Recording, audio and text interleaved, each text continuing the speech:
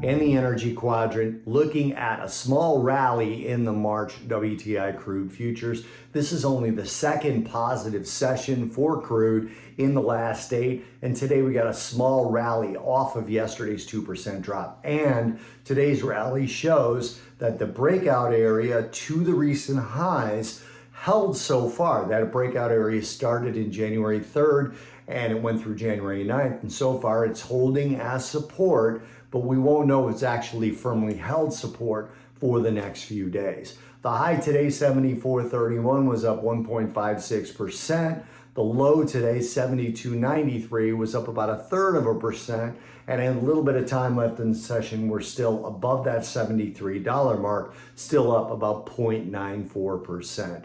We had some disruption in Libya's oil loading operations due to local protests, and that's putting about 450,000 barrels per day of oil at risk.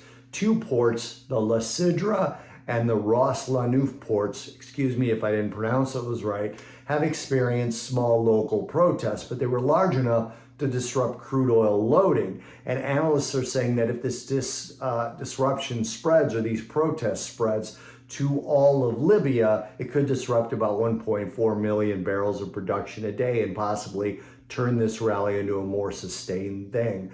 We also have Russia's testing U.S. sanctions by shipping oil to India. And despite the latest round of sanctions by the U.S. Treasury from the last administration, Russia has managed to keep its 4-week rolling average oil shipments fairly steady over the 7-day period of January 26, at least according to Bloomberg. But today, we did get a small oil rally. We'll see over the next few days whether that sustains or not.